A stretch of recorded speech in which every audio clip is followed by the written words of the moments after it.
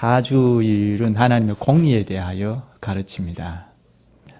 의로운 분, 하나님의 공의, 또 의로운 심판, 신문에는 그러죠. 의로운 심판이 있고 11문에는 하나님의 공의, 또 의로운 분, 이렇게 말하는 것처럼 하나님의 공의에 대하여 가르칩니다. 하나님은 공의로우신 분입니다 하고 가르치는 것이 아니고, 이것도 역시 나의 죄와 비참함에 관하여 가르치는 중에 하나님의 공의를 말합니다. 하나님의 공의 앞에 선 나의 죄와 비참함이 얼마나 큰가 하는 것을 적나라하게 드러내서 깊이 있게 가르칩니다. 하나님의 공의 앞에 선 나의 정체를 밝혀서 예수 그리스도 안에서 얻을 수 있는 유일한 위로까지 이끌고 가고자 합니다. 이 사주일은 3주일과 직접적으로 연결이 되어 있는데요. 요리문답은 이렇게 연결고리로 되어 있습니다. 8문에 뭐라고 말하죠? 3주일 마지막 8문에 뭐라고 고백하죠? 온갖 악만 행하는 성향을 지니고 있습니다 하죠. 성신으로 거듭나지 아니하는 한 그렇다고 말하죠. 의를 조금도 행할 수 없다 하고 고백합니다. 이것은 전적 타락이라는 말입니다. 우리가 전적으로 하나님 앞에 부패했다는 것입니다. 이것을 죄인들이 잘 시인하지 않습니다. 너는 전적으로 부패했다, 타락했다 하는 것을 잘 믿지 않으려고 합니다. 특히 도덕군자들이 잘 시인하지 않습니다. 휴머니스트들, 남을 위해서 얼마나 희생을 하고 심지어 자기 목숨을 버리면서까지 남을 돕기도 하고 하지 않습니까? 이런 점을 볼 때 어떻게 사람이 전적으로 타락했는가? 타락했다 하더라도 부분적이지 전적인 타락은 아니다 하고 주장합니다. 이 주장이 누구의 주장이냐면 16세기 때 1600년대에 알미니우스주의자들이 아주 주장했던 주장입니다. 타락했다는 것은 인정이 되는데 전적으로 타락한 것은 아니다 하고 주장해서 당시의 교회에 이목을 많이 끌었습니다. 그런데 알미니우스주의자들만이 아니고 오늘날에도 전적 타락상을 잘 시인하지 않는 경향이 우리에게는 다 있습니다.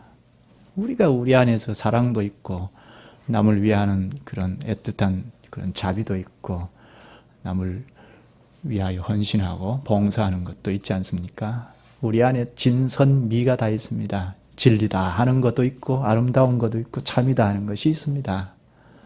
그래서 어찌 우리가 전적으로 타락했는가 하고 인정치 않으려고 합니다. 그런가요? 우리 2주일째 고백을 했죠. 산문에서 고백했죠. 우리의 죄와 비참함을 어디에서 아는가 하고 묻고 하나님의 율법에서 안다고 했죠.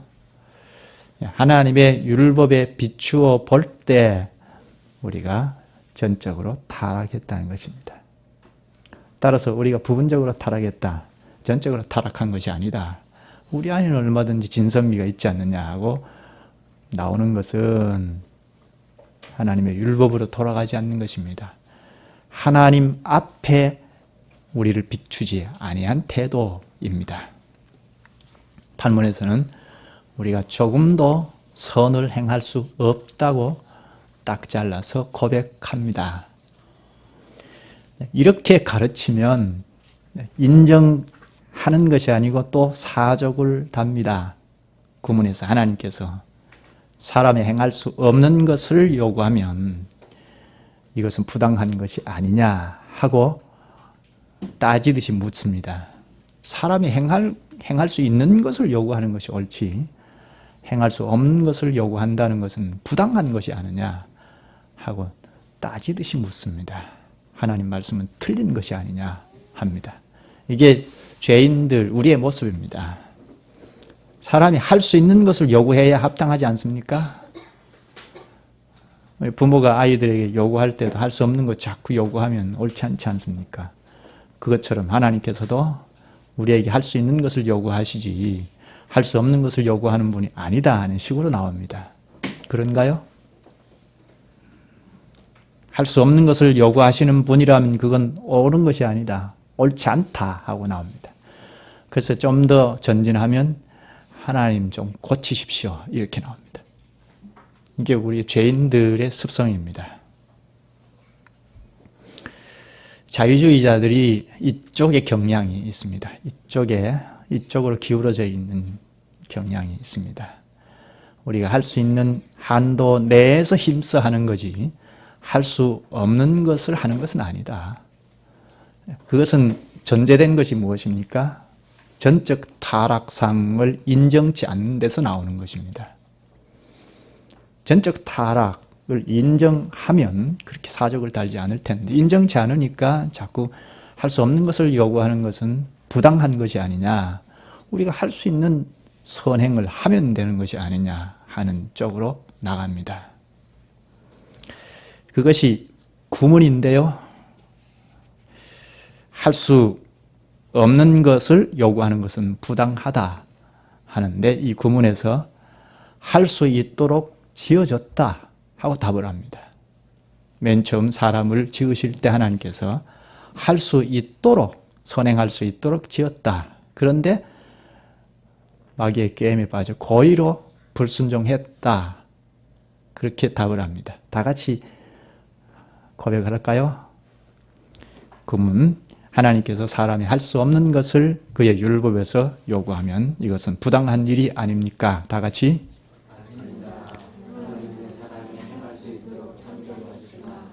사람은 마귀의 게임에 빠져 고의로 불순종하였고 그 결과 자기 자신뿐 아니라 그의 모든 후손도 하나님의 그러한 선물들을 상실하게 되었습니다. 세 가지로 답하죠. 첫째는 사람이 행할 수 있도록 지었다는 것이고, 둘째로 그런데 마귀의 게임에 빠져 사람이 고의로 불순종했다는 것이고, 셋째 그리고 하나님의 선물들을 상실하게 되었다는 것입니다.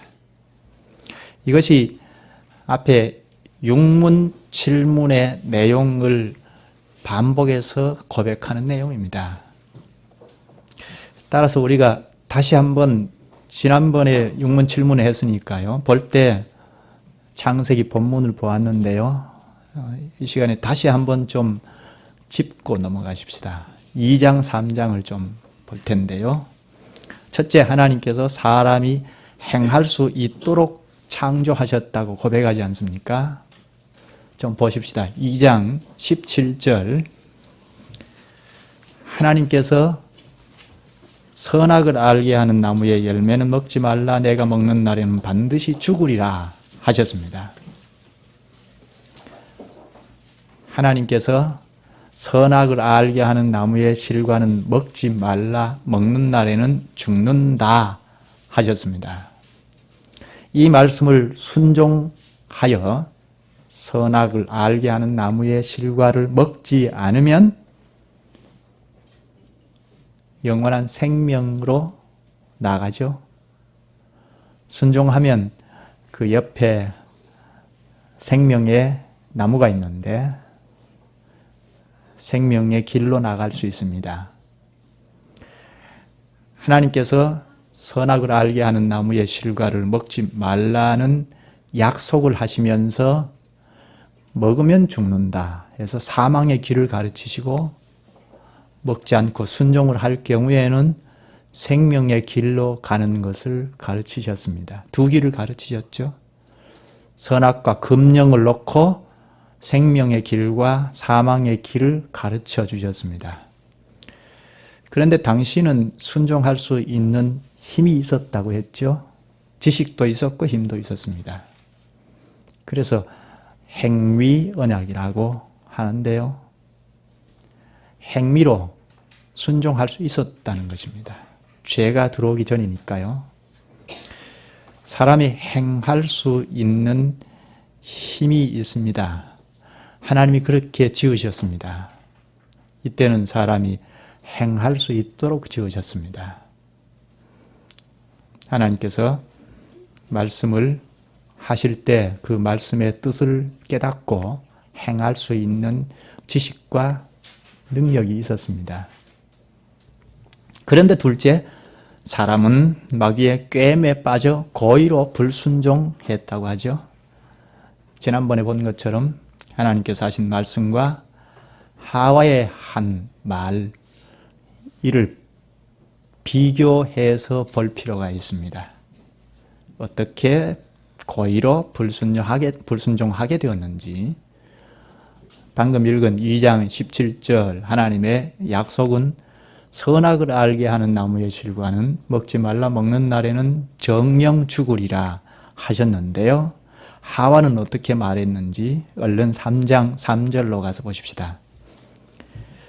동산 중앙에 있는 나무의 열매는 하나님의 말씀에 너희는 먹지도 말고 만지지도 말라. 죽을까 하노라. 너희가 죽을까 하노라. 여기 하와가 한 말이 세 가지 틀린 점이 있죠. 오전에 복습할 때도 생각했지만 동산 중앙에 있는 나무라는 말, 이거는 하나님께서 하신 말씀이 아니죠. 선악을 알게 하는 나무에 이렇게 나가는데 하와는 동산 중앙에 있는 나무라고 하고, 그리고 만지지도 말라는 것도 집어넣고 죽을까 하노라 하는 말도 했습니다. 정령 죽는다, 반드시 죽는다고 했는데 죽을까 하노라 했습니다. 첫째, 하나님께서 선악을 알게 하는 나무라고 하셨는데 하와는 동산 중앙에 있는 나무라고 했습니다. 2장 9절에 보면, 창세기 2장 9절에 보면 동산 중앙에는 선악을 알게 하는 나무만 있었던 것이 아니고 생명나무도 있죠. 그런데 하와는 생명나무는 보지 못하고 선악과만 보였습니다. 사람이 이렇게 보고 싶은 것만 보죠. 듣고 싶은 것만 듣고, 보고 싶은 것만, 보고 싶은 대로 보죠. 하와의 눈에는 선악을 알게 하는 나무만 보였던 것 같습니다. 그러니까 동산 중앙에 이렇게 말하고 생명나무도 있고 선악을 알게 하는 나무도 있다고 이야기하지 않고 그저 동산 중앙에 있는 열매라고 하고, 나무의 열매라고 하고 선악과를 이야기합니다. 생명나무는 빼버렸습니다. 이것은 아주 중요한 것, 생명으로 가는 길을 빼버린 거죠. 그뿐이 아니죠. 둘째는 하나님의 말씀에 너희는 먹지도 말고 만지지도 말라는 말을 또 집어넣었습니다. 만지지도 말라는 말은 하나님께서 언급도 하지 않으셨죠. 먹는 날에는 정령 죽으리라, 그렇게만 말했습니다. 만져도 괜찮죠? 어떻습니까? 선악을 알게 하는 나무는 만지는 것까지는 문제가 되지 않습니다. 이 선악을 알게 하는 나무를 주시고 금령을 주셔서 생명의 길로 가는 것과 죽음의 길을, 두 길을 가르쳐 주신 나무입니다. 그러므로 나무를 봄으로써 하나님의 금령을 얼른 생각해야 하고, 생각할 수 있죠.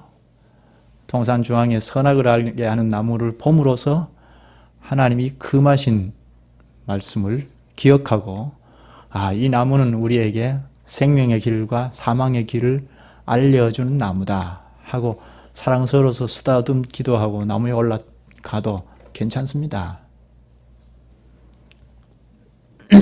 그런데 나무를 주신 주님의 뜻을 잘 캐치하지 못하니까 막연히 무섭게만 생각했습니다. 저 나무는 잘못되었다, 큰일 난다, 죽겠다 하고 만지지도 말라는 말을 첨가했습니다.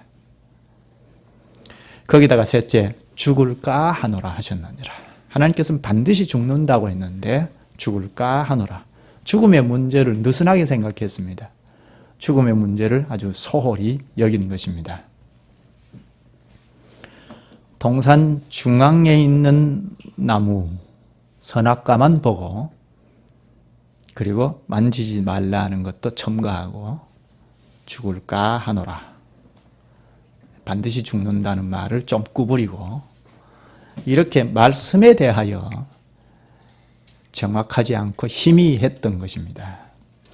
하나님의 말씀에 대하여 명료하지 않고 가감하게 되거나 구부리게 되면 결국 사탄의 유혹에 넘어갈 수 있다는 것을 우리에게 같이 가르칩니다.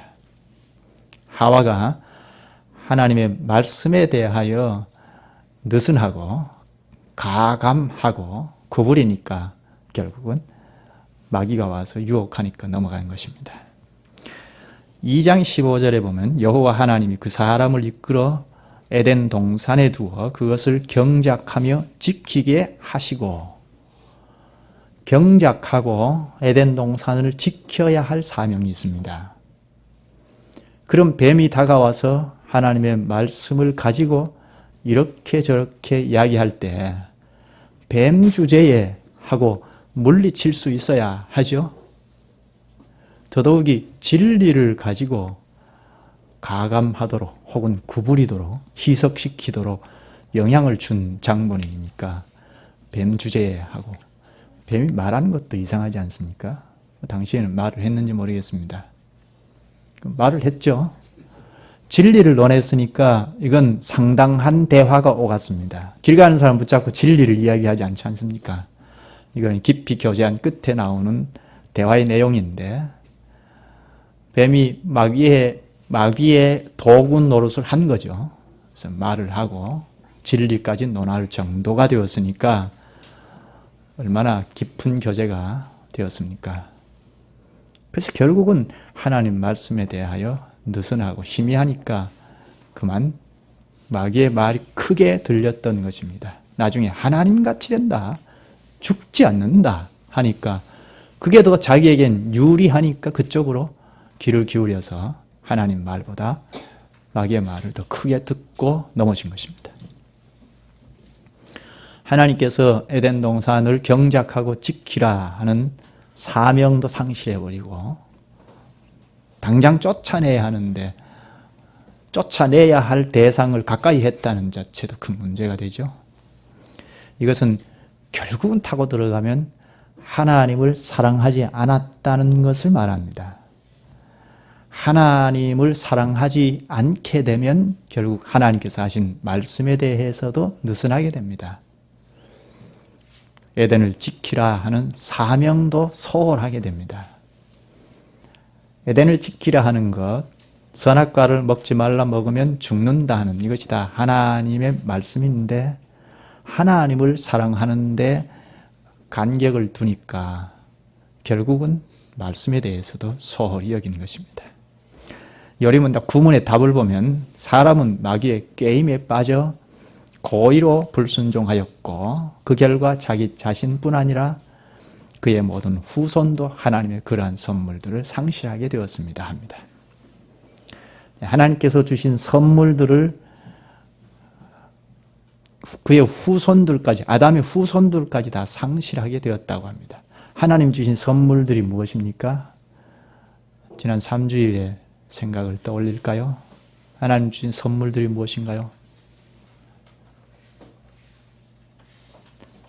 참된 의와 거룩함으로 지은 이것도 하나님의 선물이죠. 그것으로 하나님의 다스림을 위탁받아서 잘 다스려서 하나님의 다스림이 드러날 수 있도록 하는 이 다스림, 이것도 하나님 주신 선물이죠. 그리고 잘 다스릴 수 있도록 여러 가지 재능을 주신 것, 이것도 하나님의 선물입니다. 그리고 선악과 금령을 주셔서 영원한 생명에 이를 방법을 알려주신 것, 이것도 선물입니다.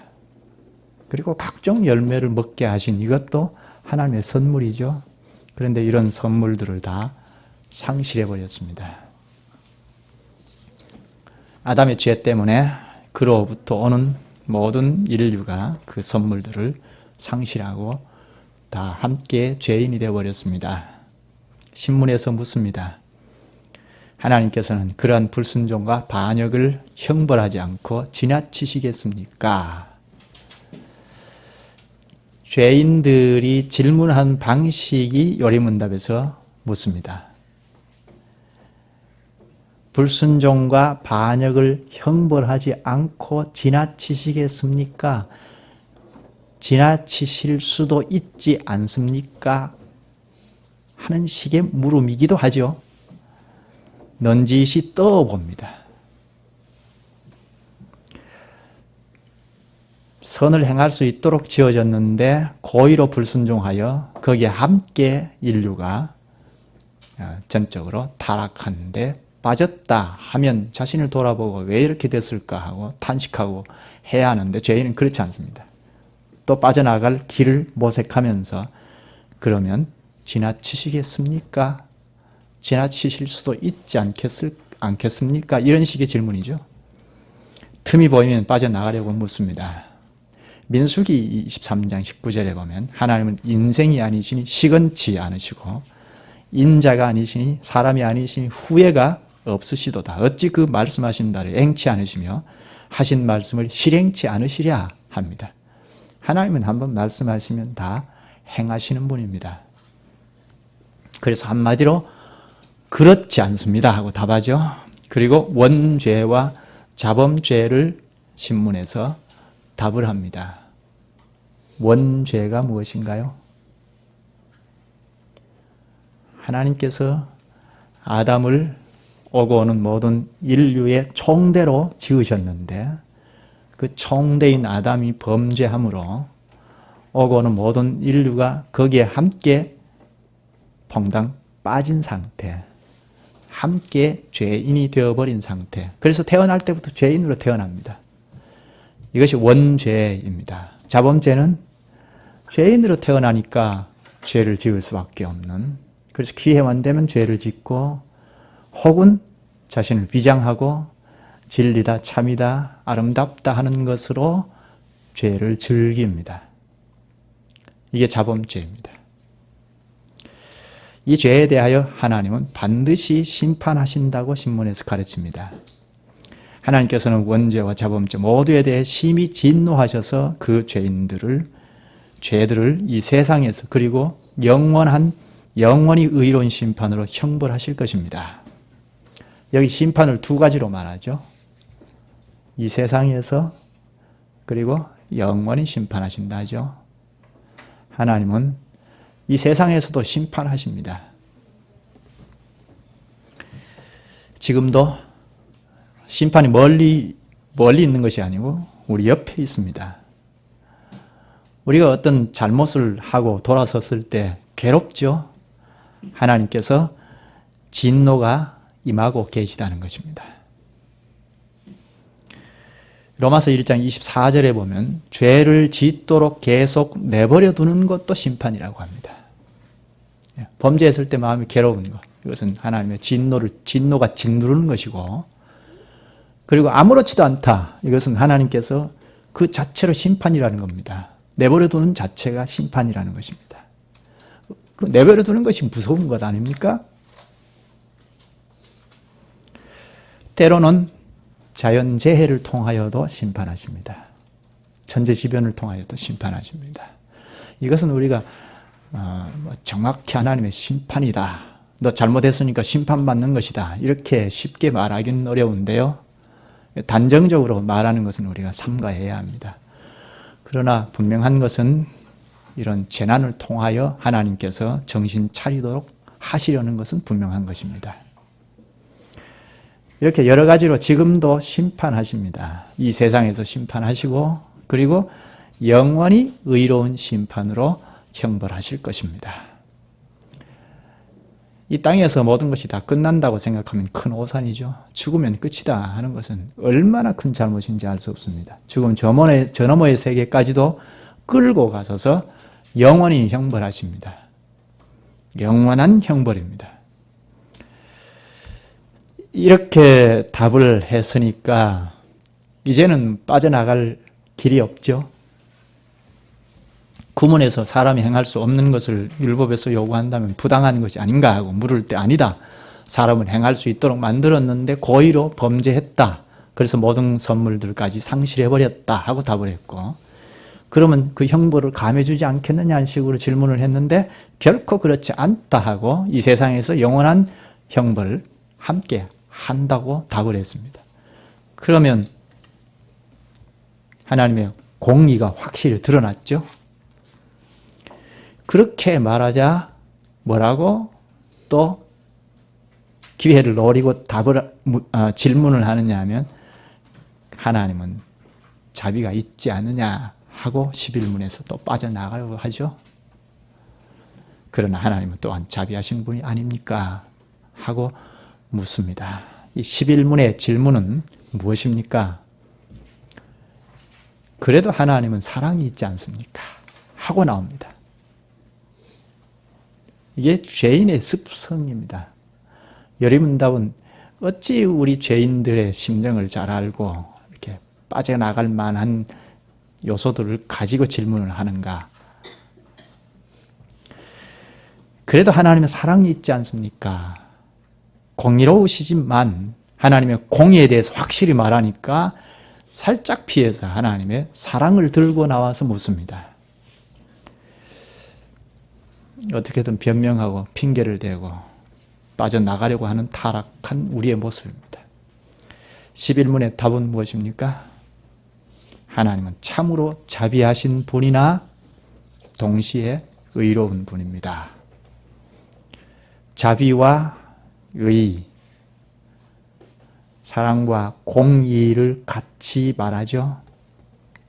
자비가 무엇입니까? 기독교에서 말하는 자비가 무엇이죠? 기독교는 여타의 종교와 비교할 수 없습니다. 기독교에서 자비가 무엇입니까?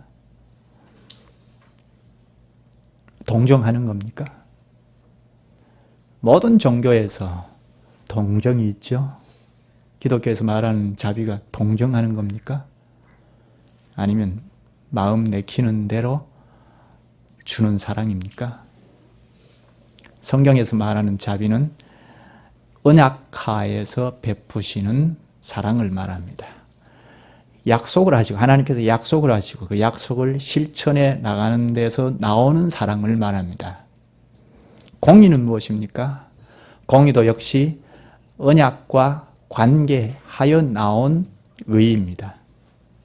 하나님께서 약속을 지키면 의롭습니다. 공의입니다.